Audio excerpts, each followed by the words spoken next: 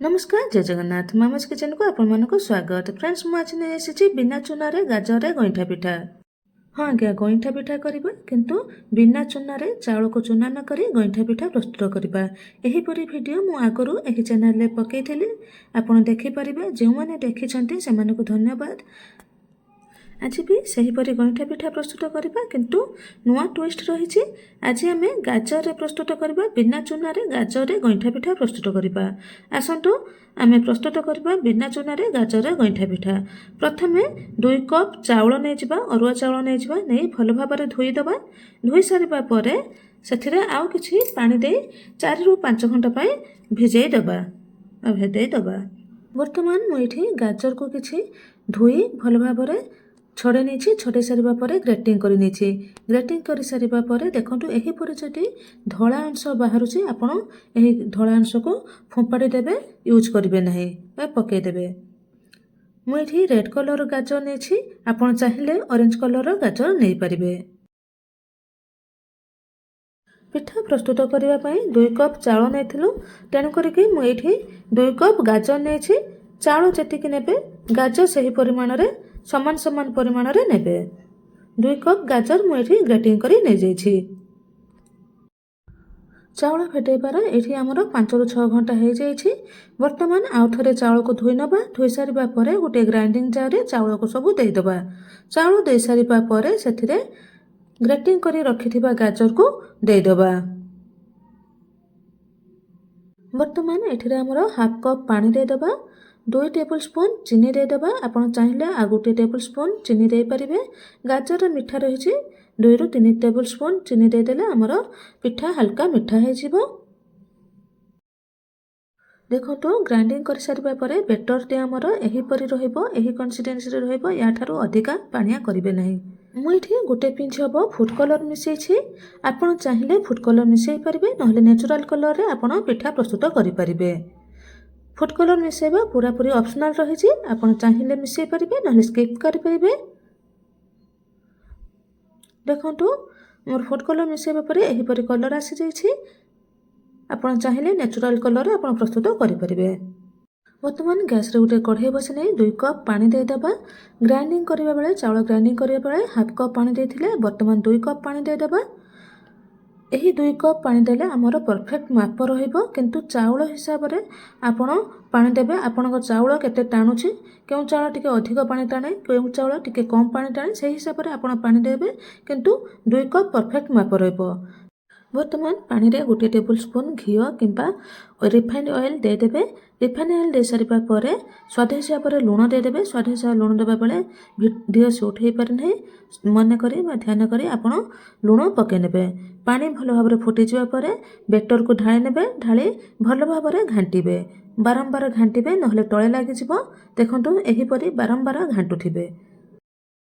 पिठार जंतनी करिबा बेले पानी रे निहाती घिओ किंबा ऑयल देबे।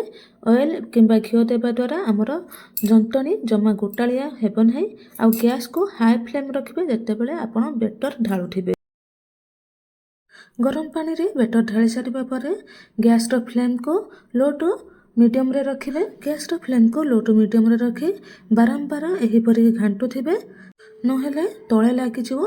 हमर पिठार जंतनी तळे लागि जिवो, तेनु करी बारंबार घांटुथिबे। देखंतु एठी हमर पिठार जंतनी हे गलानी। वर्तमान गोटे प्लेट को बाहर करि नबा। प्लेट को बाहर करी किछि समय पई छाडी दबा। 1 रु 2 मिनिट छाडी दबा। छाडी सारिबा परे पिठा प्रस्तुत करिबा। गरम थिबा अवस्था रे पिठा करिया पई चेष्टा करथिली किंतु करि परिलिनी। किछि समय छाडी दे पुणी पिठा प्रस्तुत कली। पिठा प्रस्तुत करिबा बेले 2 हाथ रे पानी लगे नेबे। लगे पिठा प्रस्तुत करिवे। हाथ रे पानी लगे किछि जंतनी को नै गली। जंतनी को नै प्रथमे लंबा आकार रे बळी देली। लंबा बळी सारिबा परे छोट छोट करी गोली करिबा पई छिडे देली। आपण जे साइज रे पिठा करिया पई चाहउछथि सेही हिसाब रे छोट छोट करी छिडे नेबे। देखंतु एठी हमरो सबो जंतनी को मु छिडे नेछि, छोट छोट साइज करी छिडे नेछि। वर्तमान आमे गैस रे गोटे कढ़ाई बसे नबा। ମୁଁ ଏଠି ଯେଉଁ କଢ଼େଇରେ ଜନ୍ତଣି ପ୍ରସ୍ତୁତ କରିଥିଲି ସେହି କଢ଼େଇରେ ମୁଁ ପିଠା ପ୍ରସ୍ତୁତ କରିବି। ଆପଣ ଚାହିଁଲେ ଅନ୍ୟ ଏକ କଢ଼େଇରେ ମଧ୍ୟ ପିଠା ପ୍ରସ୍ତୁତ କରିପାରିବେ।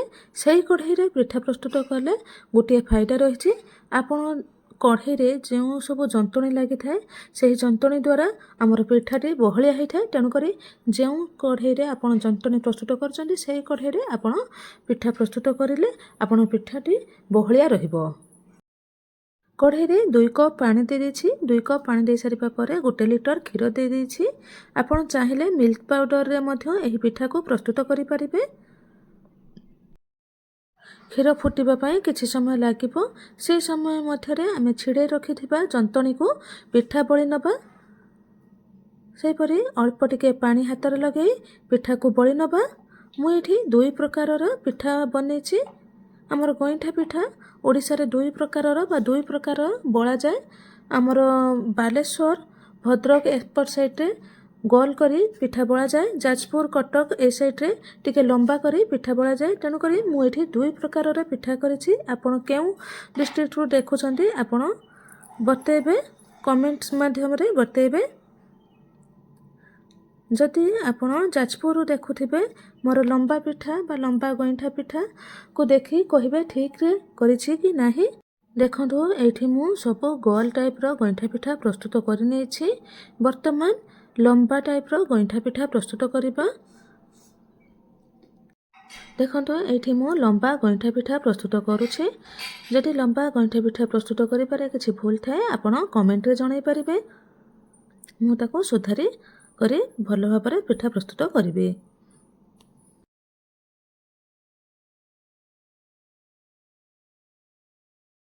ଦେଖନ୍ତୁ ଏଇଠି ଆମର 2 ପ୍ରକାରର ଗଇଁଠା ପିଠା ପ୍ରସ୍ତୁତ ହୋଇଯାଇଛି। ଗୋଲ ଗଇଁଠା ପିଠା ଆଉ ଲମ୍ବା ଗଇଁଠା ପିଠା। ଆପଣଙ୍କୁ କେଉଁ ପ୍ରକାର ଗଇଁଠା ପିଠା ଭଲ ଲାଗେ ଆପଣ କମେଣ୍ଟରେ ଜଣାଇ ପାରିବେ। ଦେଖନ୍ତୁ ଏଇଠି ମୁଁ ଗୋଟିଏ ନଡ଼ିଆକୁ ଭଲ ଭାବରେ କୋରିକି ନେଇଯାଇଛି। ଆପଣ ଚାହିଁଲେ ଛୋଟ ଛୋଟ ପିସ୍ କରି ମଧ୍ୟ ନେଇପାରିବେ। ଆପଣଙ୍କର ଯେଉଁପରି ପସନ୍ଦ ଆପଣ ସେହିପରି ନଡ଼ିଆ ନେଇପାରିବେ।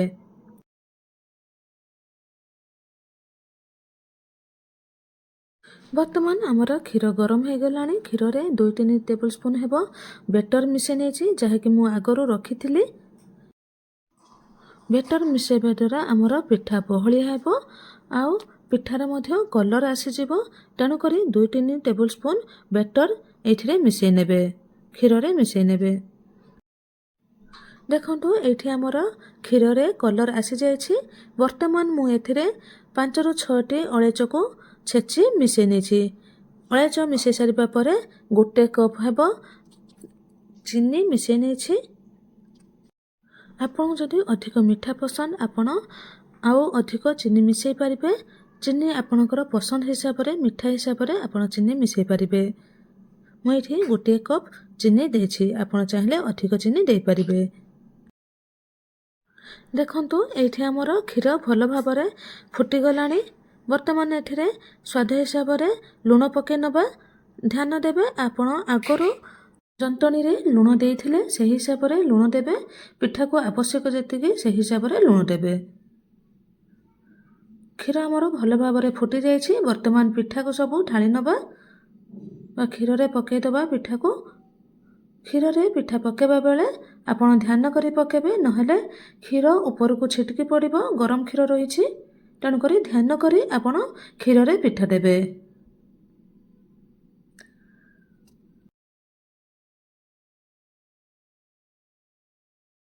ଦେଖନ୍ତୁ ଏଇଠି ମୁଁ ସବୁ ପିଠାକୁ କ୍ଷୀରରେ ପକାଇ ନେଇଛି। କ୍ଷୀରରେ ପିଠା ପକାଇ ସାରିବା ପରେ କୋରି ରଖିଥିବା ନଡ଼ିଆକୁ ସେଥିରେ ମିଶାଇ ନେଇଛି। ନଡ଼ିଆ ଆଉ ପିଠାକୁ ଭଲ ଭାବରେ ମିଶାଇ ନେଇଛି। ମିଶାଇ ସାରିବା ପରେ 10ରୁ 15 ମିନିଟ୍ ଛାଡ଼ିଦେବା କ୍ଷୀର ଆଉ ପିଠା ଭଲ ଭାବରେ ଫୁଟିବା ପାଇଁ। ଦେଖନ୍ତୁ ଏଇଠି ଆମର 10 ମିନିଟ୍ ହୋଇଯାଇଛି। 10 ମିନିଟ୍ ପରେ ଦେଖନ୍ତୁ ପିଠା ଆମର କେତେ ବଢ଼ିଆ ହୋଇଯାଇଛି, ଫୁଟି ଯାଇଛି, ବହଳିଆ ହୋଇଯାଇଛି ପିଠା। ପିଠାକୁ ଚେକ୍ କଲେ ଦେଖନ୍ତୁ କେତେ ସଫ୍ଟ ହେଇଛି। ପାଟିରେ ପକାଇଲେ ଯେମିତି ମିଳିଯିବ ରସଗୋଲା ପରିକା ସଫ୍ଟ ହେଇଛି।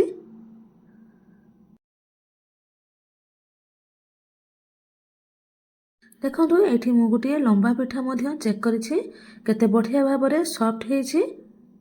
ବର୍ତ୍ତମାନ ସର୍ଭିଂ ପ୍ଲେଟ୍ରେ ସର୍ଭ କରିବା ଗାଜରରେ ପ୍ରସ୍ତୁତ ଗଇଁଠା ପିଠା। ଏହି ଗାଜରରେ ଗଇଁଠା ପିଠା ମୁଁ ନିଜ ମନରୁ ଭାବି କରିଛି। ଆପଣଙ୍କୁ ଯଦି ଏହି ଗାଜର ଗଇଁଠା ପିଠା ଭଲ ଲାଗେ କମେଣ୍ଟରେ ଜଣାଇବେ। ଦେଖନ୍ତୁ କେତେ ବଢ଼ିଆ କଲର୍ ଆସିଛି ଆମ ଗାଜର ଗଇଁଠା ପିଠାରେ। ଯେଉଁମାନେ ଗାଜର ଖାଇବା ପାଇଁ ପସନ୍ଦ କରନ୍ତିନି, ଯେଉଁ ପିଲାମାନେ ଗାଜର ଖାଇବା ପାଇଁ ପସନ୍ଦ କରନ୍ତିନି, ସେମାନଙ୍କୁ ଏହିପରି ପିଠା ମାଧ୍ୟମରେ ଗାଜର ଖୁଆଇ ପାରିବେ। ବିଶ୍ୱାସ କରନ୍ତୁ ବହୁତ ଟେଷ୍ଟି ହେଇଥିଲା। ମୋ ଝିଅ ଜମା ଗାଜର ଖାଏନି, କିନ୍ତୁ ଗାଜର ଗଇଁଠା ପିଠା ଭଲରେ ସେ ଖାଇଥିଲା, ଖୁସିରେ ଖାଇଥିଲା।